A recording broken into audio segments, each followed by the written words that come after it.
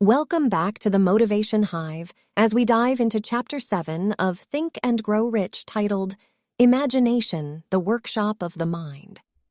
In this chapter, Napoleon Hill delves into the power of imagination as a creative force that shapes our thoughts, ideas, and ultimately, our reality.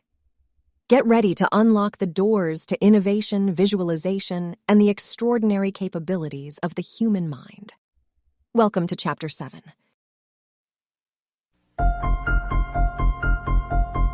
Happiness is found in doing, not merely in possessing. Chapter 7.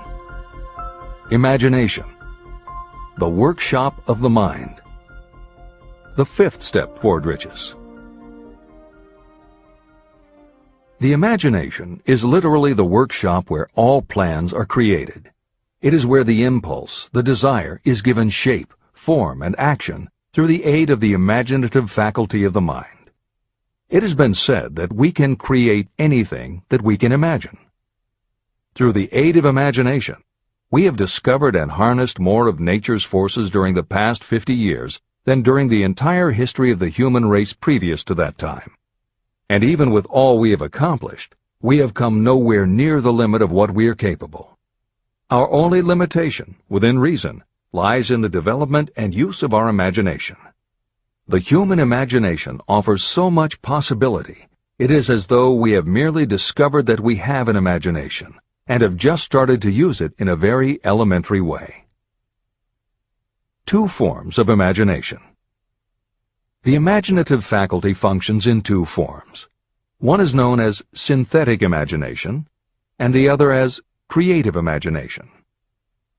Editor's comments. In modern usage, the word synthetic has taken on a negative connotation, implying that something is artificial, not the real thing. Today, the word synthesized, which is defined as something made up from component parts, would better describe what Hill had in mind and has been substituted here accordingly. This is the end of the editor's comment. Synthesized imagination. Through this faculty, you arrange old concepts, ideas, or plans into new combinations. Synthesized imagination does not create anything. It merely works with the material of experience, education, and observation with which it is fed. It is the faculty used by most inventors, with the exception of those geniuses who draw upon the creative imagination when they cannot solve problems through synthesized imagination. Creative imagination. Through the faculty of creative imagination, the finite human mind has direct communication with infinite intelligence, the faculty through which hunches and inspirations are received. It is by this faculty that all basic or new ideas are handed over to mankind. It is through this faculty that we pick up vibes from other people, and in that way one individual may tune in or communicate with the subconscious minds of others. This concept is explained in greater detail later. The creative imagination works automatically, but only when your conscious mind is motivated, energized, and working at such a high rate that it becomes very perceptive and receptive, such as when the conscious mind is stimulated through the emotion of a strong desire. The great leaders of business, industry, and finance, and the great artists, musicians, poets, and writers became great because they developed the faculty of creative imagination. Editor's comment. At this point, it should be noted that both kinds of imagination are equally valuable to you, and they work together so seamlessly it is often hard to tell where one ends and the other begins. For instance, when Jeff Bezos created the idea of Amazon.com, was it synthesized imagination or creative imagination? At the time, many people were getting onto the idea of the Internet as a sales medium. From this, it could be concluded that he was drawing upon experience, education, and observation, which would mean he was using synthesized imagination.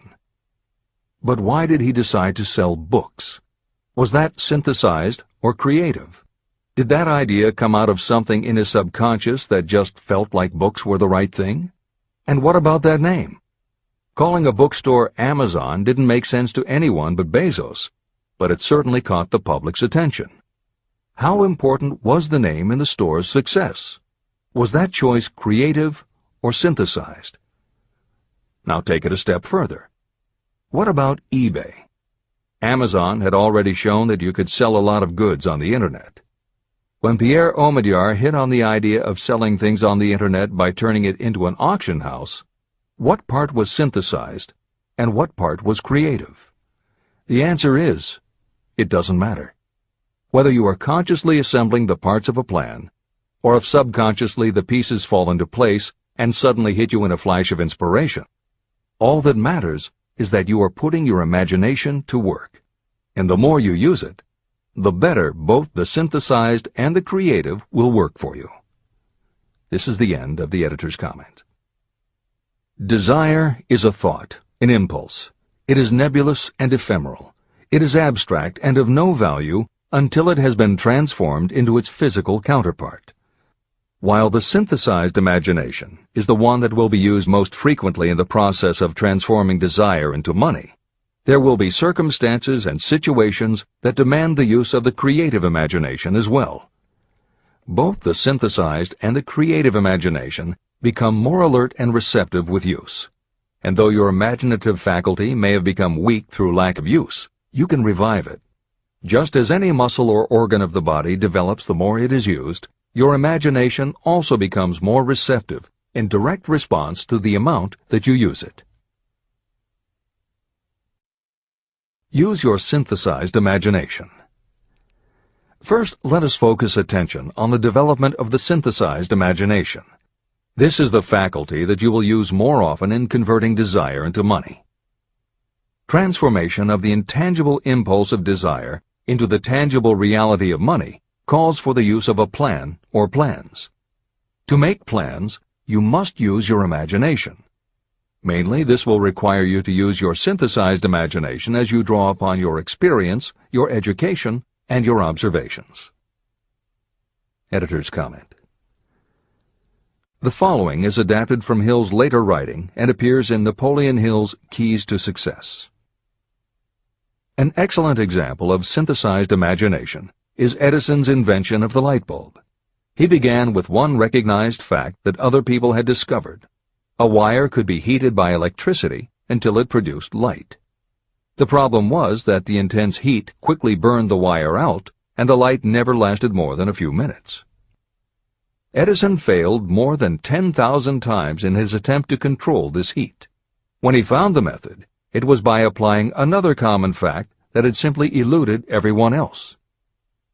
He realized that charcoal is produced by setting wood on fire, covering it with soil, and allowing the fires to smolder. The soil permits only enough air to reach the fire to keep it burning without blazing, and that way the wood isn't burned up. When Edison recognized this fact, his imagination immediately associated it with the idea of heating the wire.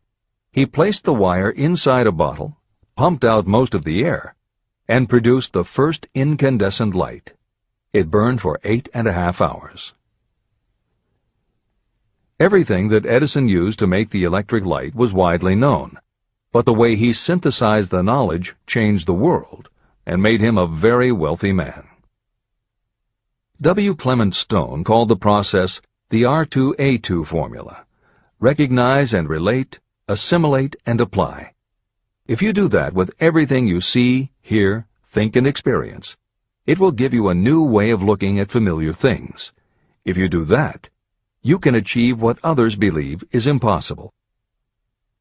Later in this chapter, you will read of other fortunes that grew from even simpler synthesized ideas, and these stories should lead you to conclude that the combination of ideas is nothing that you couldn't have thought of yourself.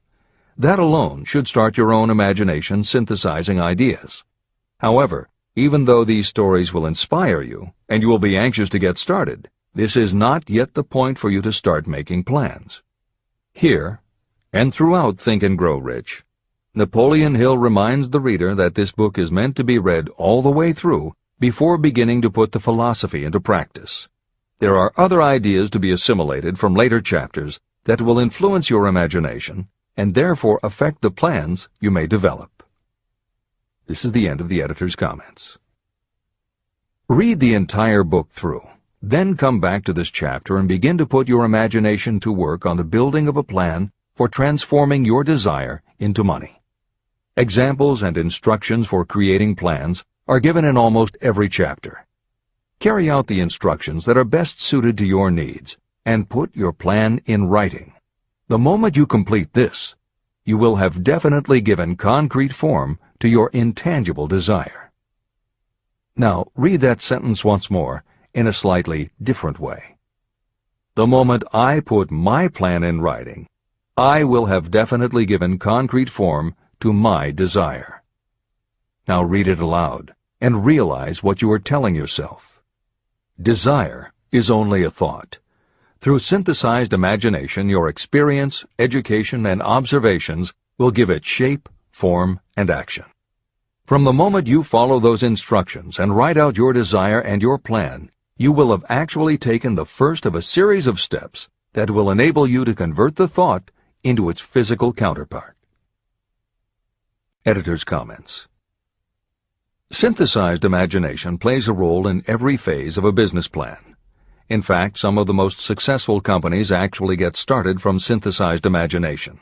When an entrepreneur, drawing upon his or her education, experience, and observations, takes an idea from one source and gives it a new application. That is exactly what happened with Ruth Handler. She and her husband, along with another partner, had started a small manufacturing company which had evolved into toy manufacturing. The success of their business depended on coming up with new toy ideas. Watching her young daughter at play, Ruth Handler noticed that she was fascinated with cutout books that featured teenage girl or career women paper dolls that she could cut out clothes for. She also knew that little girls loved to play dress-up in grown-up clothes. These ideas, drawn from Ruth Handler's education, experience, and observations, synthesized themselves in her imagination and came together as a new idea. Ruth Handler announced that they should make a lifelike teenage girl doll. Not a paper doll, but a real three-dimensional grown-up doll with a woman's figure, and they could also make grown-up clothes to fit it, so that girls could play dress-up with the doll. In honor of the source of inspiration, Ruth Handler named the new doll after her daughter, Barbie. As obvious as it seems now, until Ruth Handler, no one had the imagination to make and market a doll that looked like a woman, and certainly no one had ever made endless collections of tiny women's fashions for a doll to wear. Previously, we mentioned Jeff Bezos creating Amazon by combining the idea of a bookstore with the Internet, and Pierre Omidyar doing the same thing with auctions when he launched eBay. Mary Kay Ash took the idea of women running their own businesses and added the idea of door-to-door sales. Anita Roddick took the trend of all-natural ingredients, combined it with cosmetics, and created the body shop empire. Bernard Marcus and Arthur Blank took the concept of the supermarket, combined it with hardware, and created Home Depot. Thomas Stemberg and Leo Kahn did the same thing with office supplies and launched Staples. Once the connections are made, it may seem obvious, but making these supposedly obvious connections has brought success to many people. Napoleon Hill says imagination is like a muscle that can be strengthened through use. Just as there are specific exercises that will build and improve physical muscles, specific exercises have been developed to improve and build imagination. And it is commonly accepted that creativity developed in one area will affect your creativity in others. Dr. Edward de Bono, one of the most highly regarded experts in the field, has written more than 25 books, including the bestsellers Lateral Thinking and 6 Thinking Hats, that are literally designed to make you think. Dr. Betty Edwards' bestseller, Drawing on the Right Side of the Brain, uses drawing techniques to awaken creativity. Dr. Gabrielle Rico's bestseller, Writing the Natural Way, uses a technique called clustering as a way to break writer's block. And Tony Buzan uses a similar method for opening your mind that he terms mind mapping.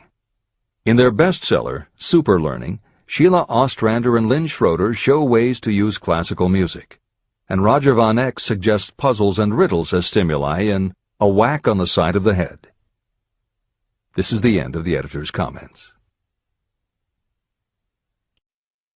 Tapping into creative imagination. The earth on which you live, you yourself, and every other material thing are the result of evolutionary change. through which bits of matter have been organized and arranged in an orderly fashion. As far as science has been able to determine, the entire universe consists of but two things, matter and energy. Moreover, and this statement is of stupendous importance, this earth, every one of the billions of individual cells of your body, and every subatomic particle of matter began as an intangible form of energy. Through the combination of energy and matter has been created everything perceptible, from the largest star in the heavens down to and including man himself. Desire is a thought impulse. Thought impulses are forms of energy. When you begin the process of acquiring money by using the thought impulse of desire, you are drafting into your service the same stuff that nature used in creating this earth, as well as every material form in the universe, including your body and your brain, in which the thought impulses function. Editor's comments. Although recent developments in physics, gauge theory, string theory, membrane theory, and others, have advanced our understanding of matter and energy, Hill's preceding description remains in accord with modern science. The newer theories are variations on and refinements of the basic concept that everything in the universe is either space, time, matter, or energy. And as Einstein stated, energy and matter are in fact different forms of the same thing. As Hill says, everything from the stars to the solar system to the earth, to you, your brain, and that little spark called a thought, are all the same stuff. As when a tablecloth is spread out, there are folds and bumps in the fabric that are all different from each other, but they are all still tablecloth. Like the folds and bumps in the tablecloth, energy and matter are the same thing in different forms. Therefore you, matter, your thoughts, energy, and everybody else, matter, and their thoughts, energy, and all other things, matter, are not just interconnected, but are in essence all the same thing. Hill calls this interrelation of everything to everything else infinite intelligence. In the chapter on faith, he made his first mention of infinite intelligence being the source of hunches, intuition, and flashes of inspiration. In the chapter on autosuggestion, he proposed that the subconscious mind is the connection with infinite intelligence.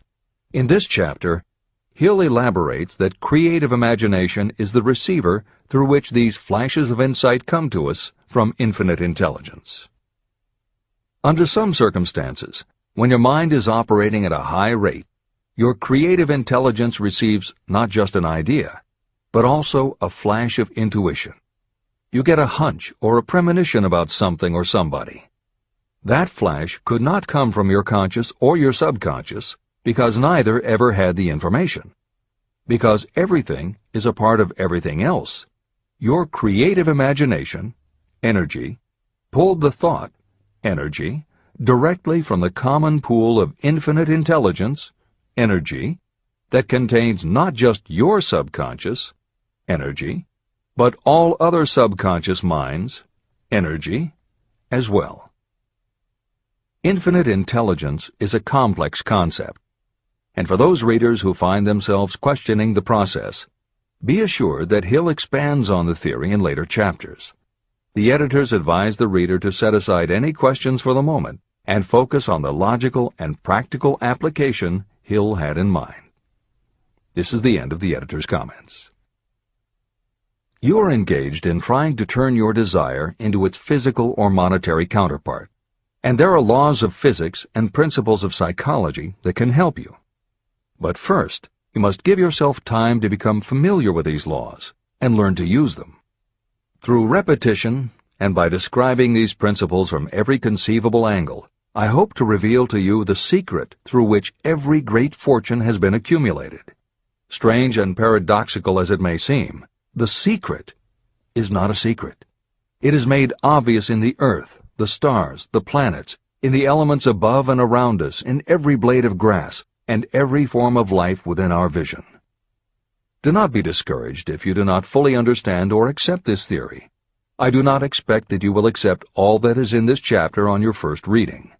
Assimilate as much as you can now as you read this for the first time.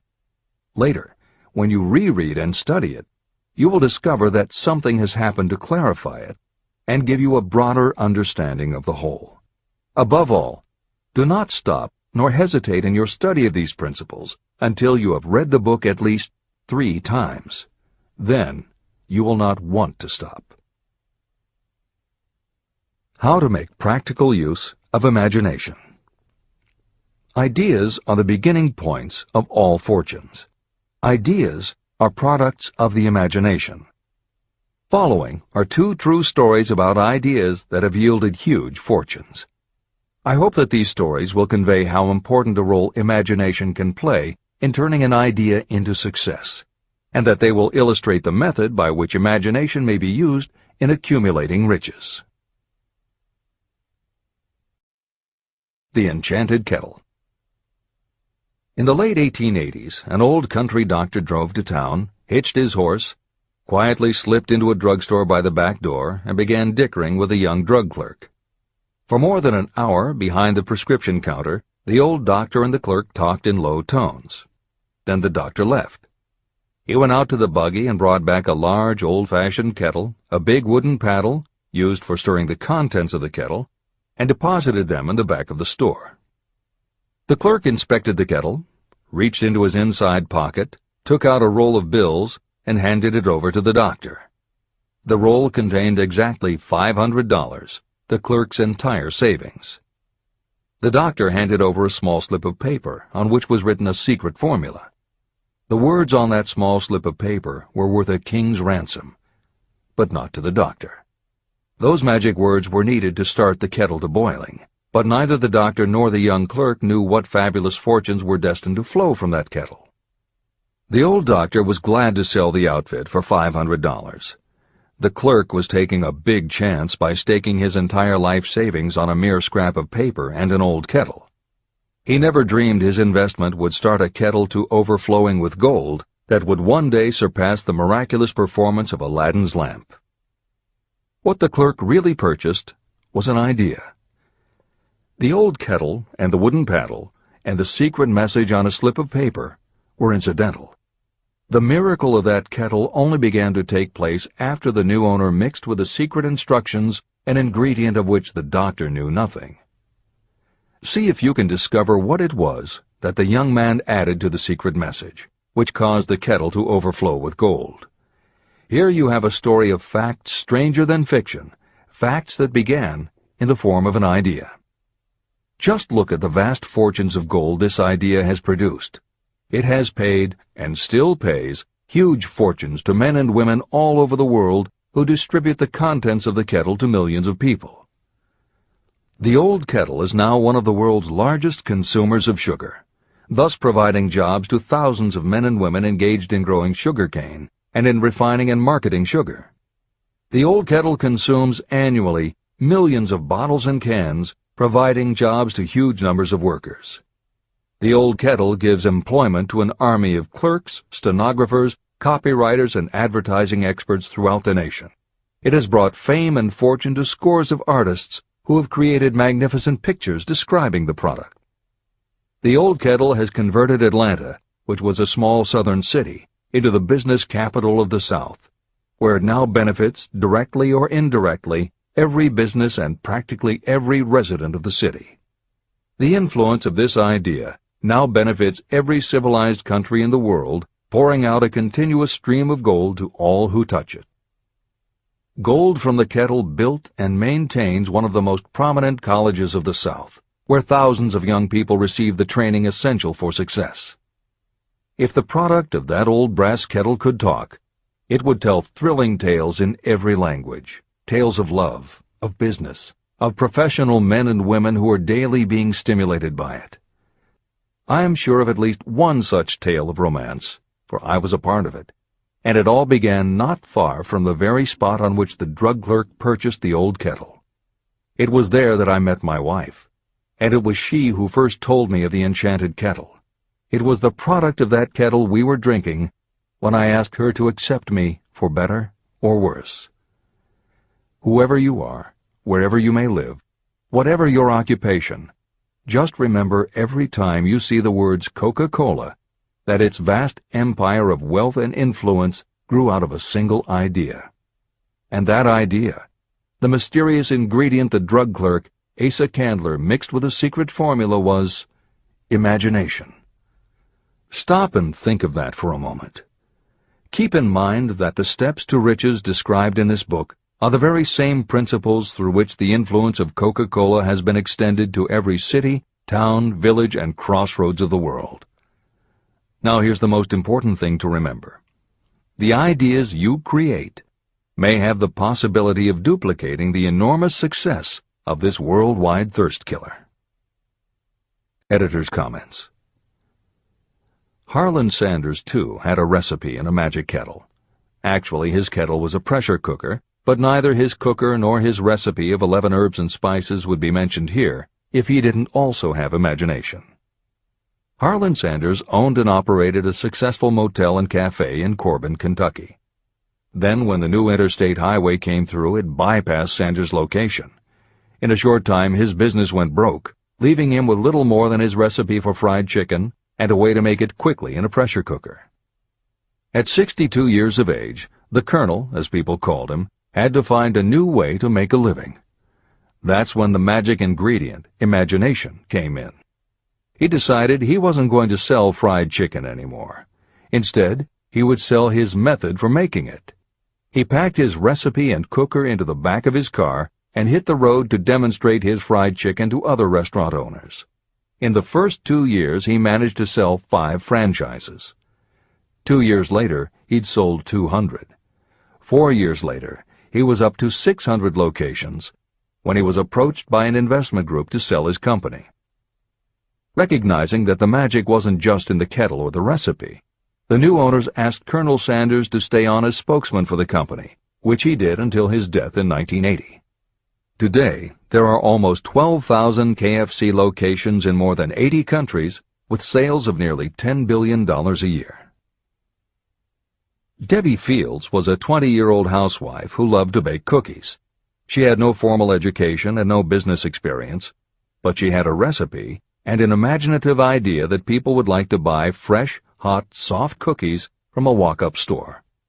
The business people and bankers she approached told her she was crazy, but she and her husband continued to pitch her idea to banker after banker until they finally wore one down enough to give Debbie Fields a loan to open a store in Palo Alto, California. By noon on her first day, she still hadn't sold a cookie, so she went out into the street and gave away samples. That did it. Her walk-in try-a-sample cookie store took off. Today, Mrs. Fields' stores are all across America.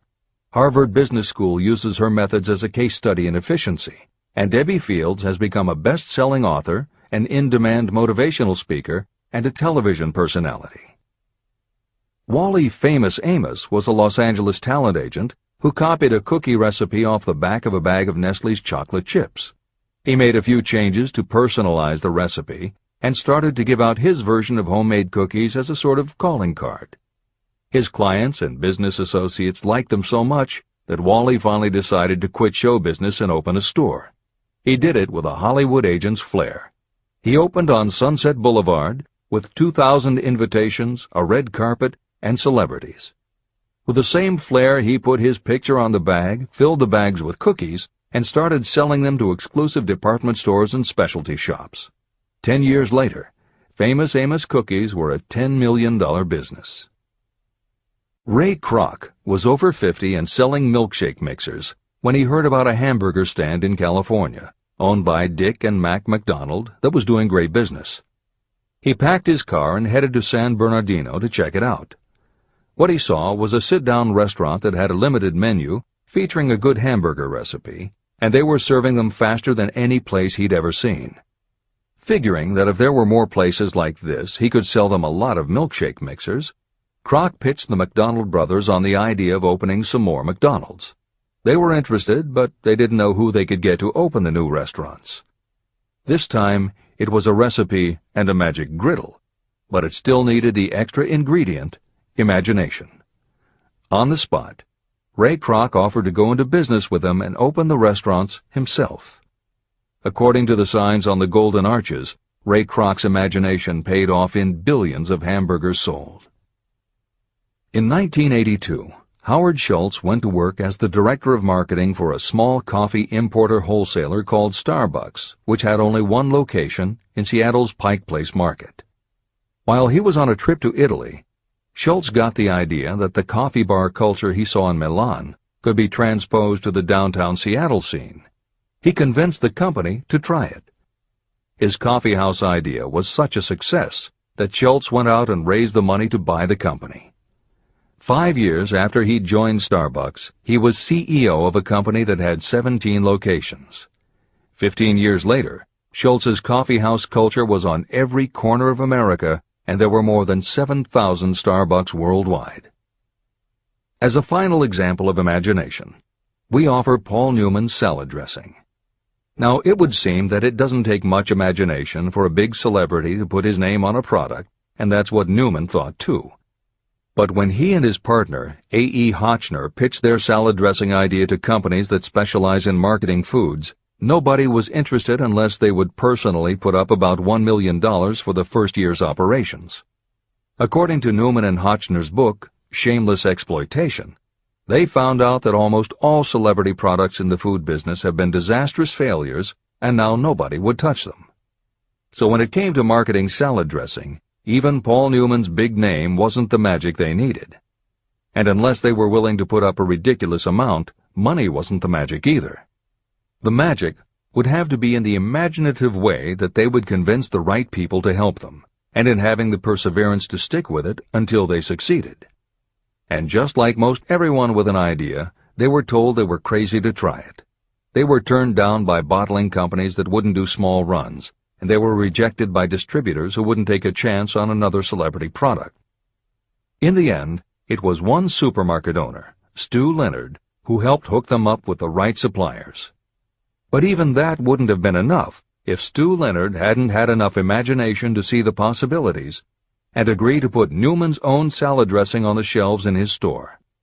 15 years later, Newman's Own Brands was a $100 million company, which gives all profits to charity.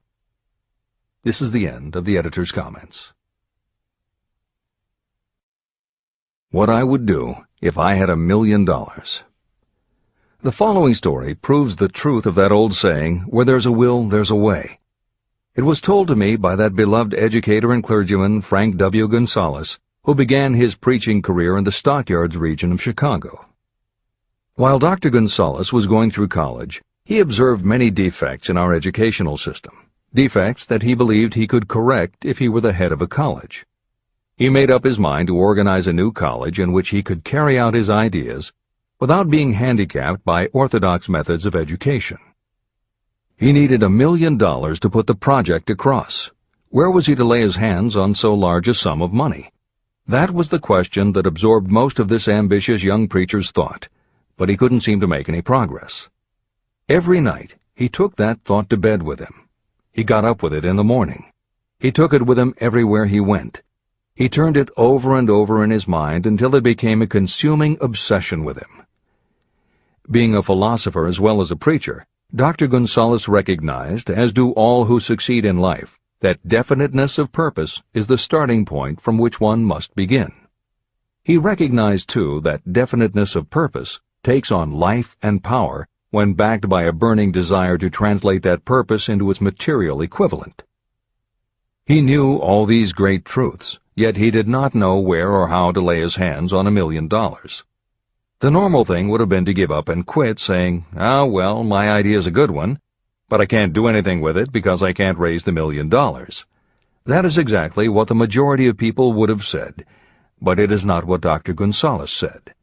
What he said, and what he did, are so important that I will now introduce him and let him speak for himself.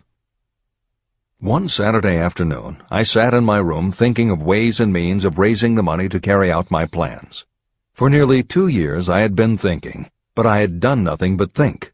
The time had come for action. I made up my mind, then and there, that I would get the necessary $1 million within a week. How? I was not concerned about that. The main thing of importance was the decision to get the money within a specified time. I want to tell you that the moment I reached a definite decision to get the money within a specified time, a strange feeling of assurance came over me, such as I had never before experienced. Something inside me seemed to say, "Why didn't you reach that decision a long time ago? The money was waiting for you all the time." I called the newspapers and announced I would preach a sermon the following morning entitled, "What I Would Do If I Had $1 Million." I went to work on the sermon immediately, but I must tell you frankly that the task was not difficult because I had been preparing that sermon for almost 2 years. Long before midnight, I had finished writing the sermon. I went to bed and slept with a feeling of confidence, for I could see myself already in possession of the $1 million. Next morning I arose early, went into the bathroom, read the sermon, then knelt on my knees and asked that my sermon might come to the attention of someone who would supply the needed money. While I was praying, I again had that feeling of assurance that the money would be forthcoming. In my excitement, I walked out without my sermon and did not discover the oversight until I was in my pulpit and about ready to begin delivering it. It was too late to go back for my notes, and what a blessing that I couldn't go back. Instead, my own subconscious mind yielded the material I needed. When I arose to begin my sermon, I closed my eyes and spoke with all my heart and soul of my dreams. I not only talked to my audience, but I fancy I talked also to God. I told what I would do with $1 million if that amount were placed in my hands. I described the plan I had in mind for organizing a great educational institution, where young people would learn to do practical things and at the same time develop their minds. When I had finished and sat down, a man slowly arose from his seat, about 3 rows from the rear, and made his way toward the pulpit. I wondered what he was going to do.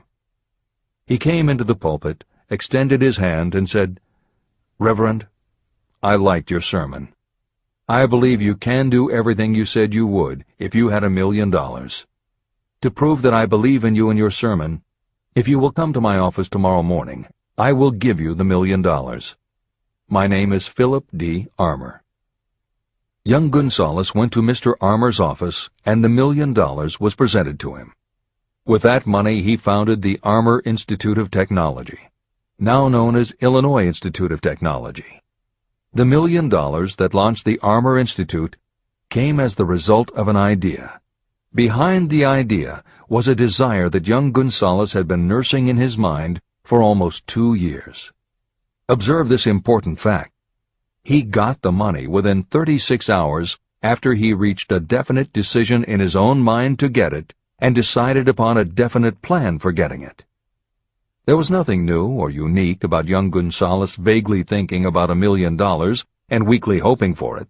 Others have had similar thoughts.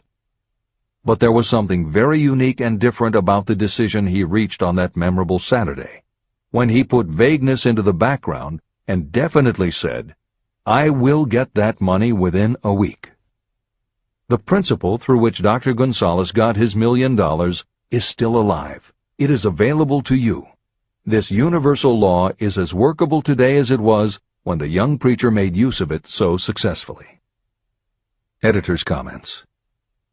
The Armour Institute of Technology opened in 1893, offering courses in engineering, chemistry, architecture, and library science, and in 1940 became the Illinois Institute of Technology when the Armour Institute merged with the Lewis Institute, a Chicago college that had opened in 1895 and offered liberal arts as well as science and engineering courses.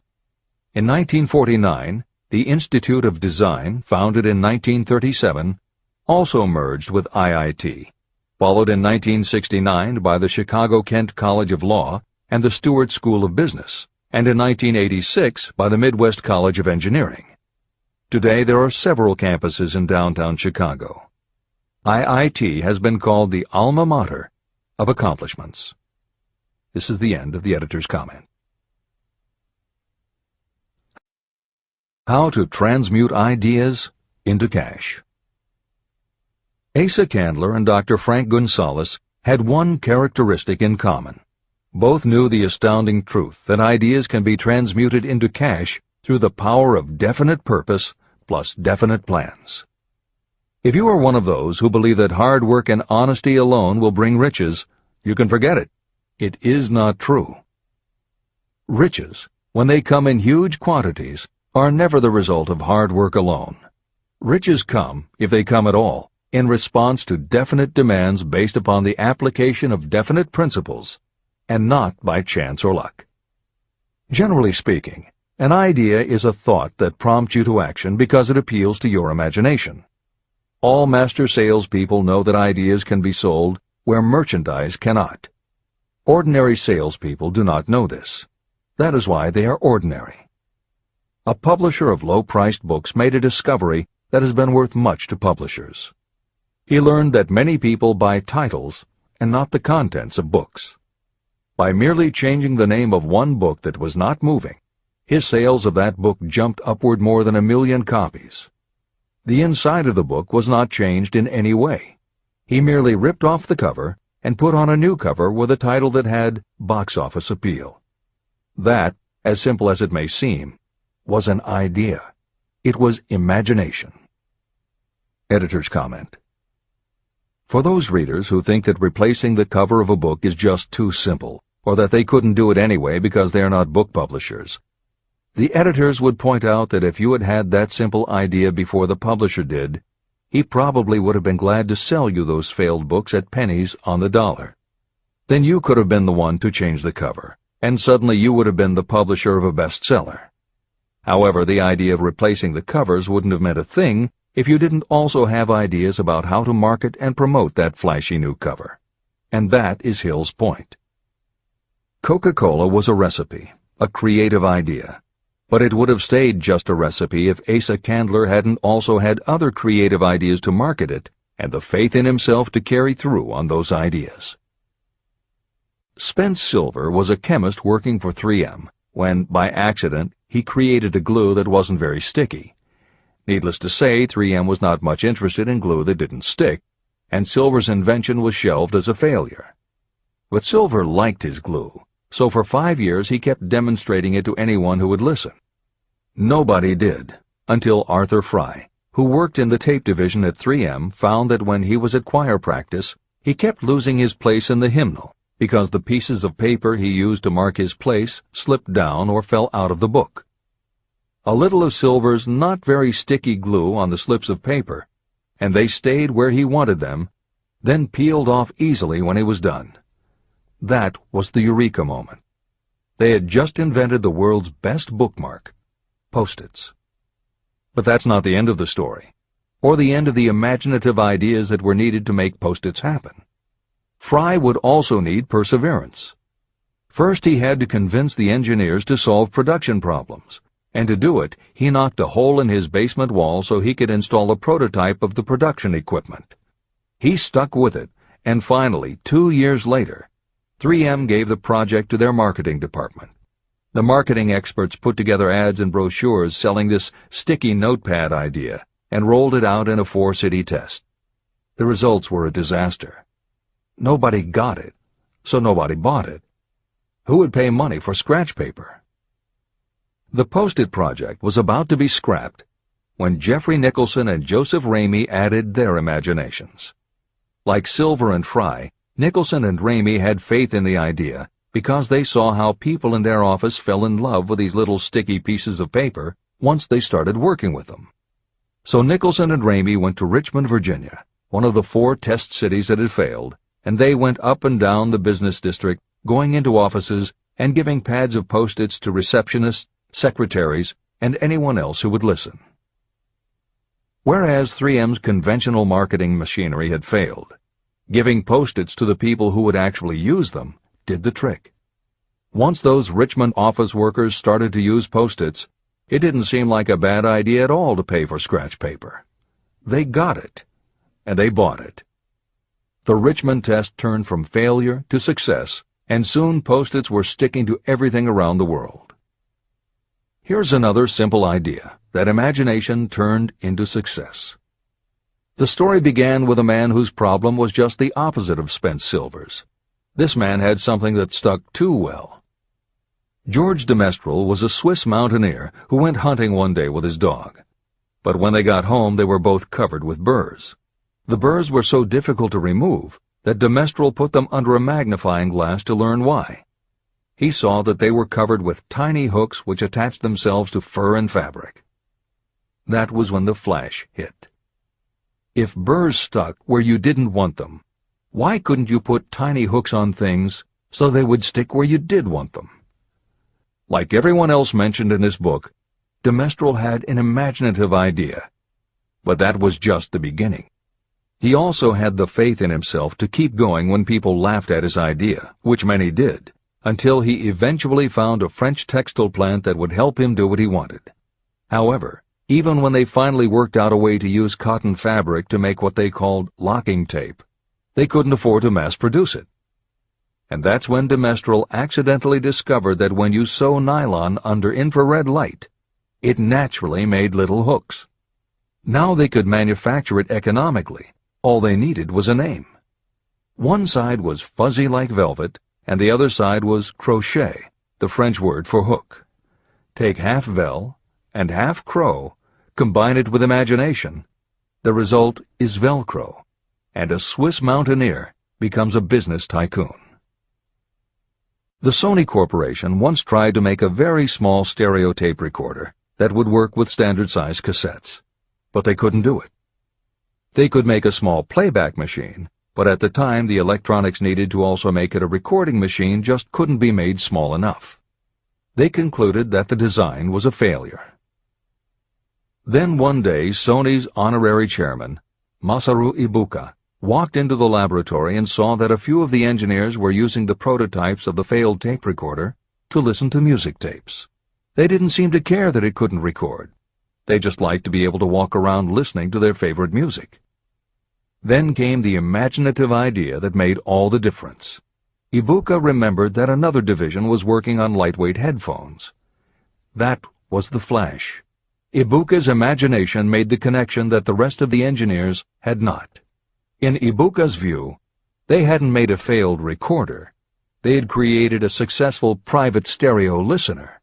They added the headphones, named it the Walkman, and it revolutionized both the music business and the electronics industry. Clarence Saunders was a grocery clerk in a small southern retail store. One day he was standing with a tray in his hands waiting his turn in a cafeteria. He had never earned more than $20 a week before then, and no one had ever noticed anything about him that indicated unusual ability, but something took place in his mind as he stood in the line of waiting people that put his imagination to work.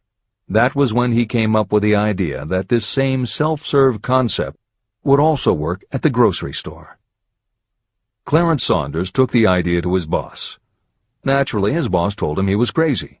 So Clarence Saunders quit his job, went out and did what he needed to do to raise the money, and opened the first self-serve grocery store. He called it Piggly Wiggly, and Clarence Saunders, the $20-a-week grocery clerk, rapidly became the multi-million-dollar chain store groceryman of America. Sylvan Goldman was the owner of a number of Piggly Wiggly stores in Oklahoma, and like any good businessman, he spent a lot of time watching his customers go up and down the aisles, putting their choices into their baskets or net shopping bags. One night, while trying to figure out how to get his customers to buy more at one time, he found himself staring at a basket sitting on the seat of a wooden folding chair. Eureka! He called in his mechanic, Fred Young. They put some wheels on the bottom of the legs, added another basket below the seat, and the shopping cart was born. As this edition is being readied for publication, there are about 35 million shopping carts in America, and approximately 1.25 million new carts are sold each year. Thomas Stemberg, whom we also mentioned earlier, was another supermarket executive who watched his customers as they shopped. By this time, shopping carts were well established in supermarkets, and it was because his customers were pushing shopping carts up and down the aisles that he got his flash of inspiration. He was so sure of his idea that he convinced another supermarket executive, Leo Kahn, to join him. Together, they took the supermarket concept and applied it to selling office supplies, and in 1986 they opened their first store in Brighton, Massachusetts. They called it Staples. In 1989, they took the company public, and 10 years later there were more than 1,000 Staples stores with revenues exceeding $7 billion. We'll end this commentary with another set of connected stories, which make the point that sometimes the most imaginative part of marketing is in the timing. If you were to go shopping in the late 1800s, it usually meant bartering with a merchant who would then have to get the goods from storage shelves kept behind the counter. In the 1870s, fixed pricing was just starting to be used by storekeepers. Merchants were trying the idea by setting out a table of merchandise that was all priced the same, usually 5 cents. Frank Winfield Woolworth was a clerk in a general store, and he convinced the store owner to let him try the 5-cent table idea. Although it worked, the owner wasn't impressed. So Woolworth borrowed $350 from his boss, and in 1879 opened his first 5-cent store in Utica, New York. It was an entire store full of goods where everything cost a nickel. A year later, he had 4 stores, and the 4th one, in Lancaster, Pennsylvania, was the first that he named F.W. Woolworth's 5 and 10 cent store. 20 years later, he had 238 stores. By the time of his death in 1919, there were over 1,000 F.W. Woolworth locations. He had established the first nationwide chain of general merchandise stores, and he had built the tallest building in New York City as his headquarters. The Woolworth Company stayed true to the original idea and didn't carry any merchandise that cost more than a dime until 1932, when the top price was raised to 20 cents. But as times changed, the fixed price was dropped, the merchandise became more varied, and the company kept growing until it had over 8,000 stores worldwide, selling everything from notions to appliances and furniture.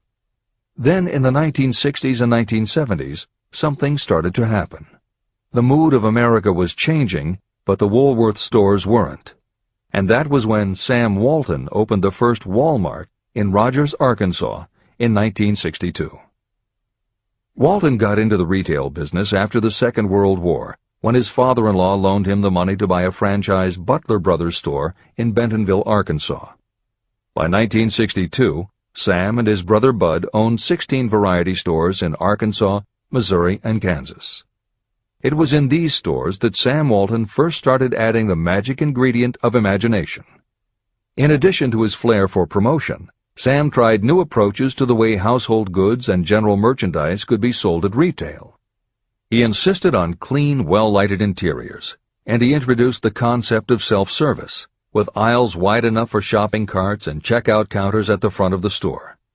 He also started buying direct from manufacturers, and he created profit-sharing plans that kept his family of employees loyal, hard-working, and neighborly. In 1962, he incorporated those and other imaginative ideas when he opened his first store that he called Walmart. The basic magic was that he sold brand-name merchandise at discount prices. But there was also magic in the way he kept a friendly hometown feel to his store, even though it was what is now called a big box store. Sam Walton's Walmart store was a success, so he just kept building and opening more of them. First in small towns and rural areas, then in larger towns, then big cities, and it wasn't long before he had a national chain. By 1992, when Sam Walton died, there were more than 1,700 Walmart stores. It was the biggest retailer in the country, it employed more than 600,000 people, and Sam Walton was the richest man in America. In 2003, the stores numbered more than 3,200 in the U.S. and more than 1,100 in foreign countries. The company employed more than 1,300,000 people worldwide and served more than 1 million customers a week. Along the way, Woolworths and other older retailers such as Kresge's tried to get on the bandwagon with their Woolco and Kmart stores, but they couldn't seem to get it right. They had given up their old 5 and dime identity to become higher-priced general retailers, and when Walmart came along and redefined that part of the market, the others seemed to have run out of the kind of imagination they'd had in the beginning. Now, here's the twist to the story. David Gold was running a liquor store that he had inherited from his father. He noticed that whenever he put out a display of goods priced at 98 cents or $1, the goods would sell okay. But if his sign said 99 cents, the goods sold out in no time. He decided that he would open a store called the 99-cent only store, where everything would be priced at 99 cents. Sound familiar? Frank Woolworth's imaginative idea from 1879, which had been dropped at his namesake chain by the 1940s and 1950s, had just gotten a fresh shot of imagination from David Gold in 1982.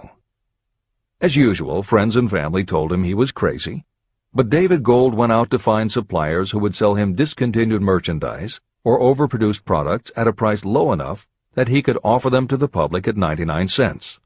He found them. And they even had brand-name products of everything from hardware to pantyhose, cleaning products, motor oil, kitchenware, cosmetics, electronics, toys, canned goods, frozen foods, cookies, fresh fruit, even gourmet foods. More than 5,000 items that he could sell for 99 cents and still make a profit. David Gold opened his first well-lighted, brightly colored green and fuchsia wide-aisle store in Inglewood, California in 1982. By 2003, he had 142 stores in California, Nevada, and Arizona, and he was listed on the Forbes 400 as having earned a personal fortune estimated at more than $650 million. As Napoleon Hill wrote elsewhere about the creation of Piggly Wiggly, where in this story do you see the slightest indication of something that you could not duplicate? The plan, which made millions of dollars for its originator, was a very simple idea that anyone could have adopted, yet considerable imagination was required to put the idea to work in a practical sort of way. The more simple and easily adapted an idea is, the greater is its value, as no one is looking for ideas that are involved with great detail or are in any way complicated. This is the end of the editor's comments. There is no standard price on ideas. The creator of ideas sets his or her own price, and if they are smart, they get it. The story of practically every great fortune starts with the day when a creator of ideas and a seller of ideas got together and worked in harmony. Carnegie surrounded himself with men who could do what he could not do, men who created ideas and men who put ideas into operation, and that was what made him and the others fabulously rich. Millions of people go through life hoping for favorable breaks. Perhaps a favorable break can get you an opportunity, but the safest plan is not to depend upon luck. It was a favorable break that gave me the biggest opportunity of my life, but more than 20 years of determined effort had to be devoted to that opportunity before it became an asset. The break consisted of my good fortune in meeting and gaining the cooperation of Andrew Carnegie. On that occasion, Carnegie planted in my mind the idea of organizing the principles of achievement into a philosophy of success. Millions of people have profited by the discoveries made in the years of research, and fortunes have been accumulated through the application of the philosophy. The beginning was simple. It was an idea that anyone might have developed. The favorable break came through Carnegie. But what about the determination, definiteness of purpose, and the desire to attain the goal, and the persistent effort of all those years of research? It was no ordinary desire that survived disappointment, discouragement, temporary defeat, criticism, and the constant reminding that I was wasting my time. It was a burning desire, an obsession. When the idea was first planted in my mind by Mr. Carnegie, it was coaxed, nursed, and enticed to remain alive. Gradually, the idea became a giant under its own power, and it coaxed, nursed, and drove me. Ideas are like that. First you give life and action and guidance to ideas. Then they take on a power of their own and sweep aside all opposition. Ideas are intangible forces, but they have more power than the physical brains that give birth to them. They have the power to live on after the brain that creates them has returned to dust. As we wrap up Chapter 7 of Think and Grow Rich, we are reminded of the buzzworthy bite that imagination is the creative force that propels us towards our aspirations. Napoleon Hill's profound insight reminds us that your imagination is your preview of life's coming attractions. So, tap into the power of your imagination, visualize your desired future, and ignite the spark of possibility within you. Stay tuned for Chapter 8, where we delve into the power of organized planning. Don't forget to like this video and subscribe to the Motivation Hive for more inspiring content. Keep dreaming, keep imagining, and let your visions manifest into reality.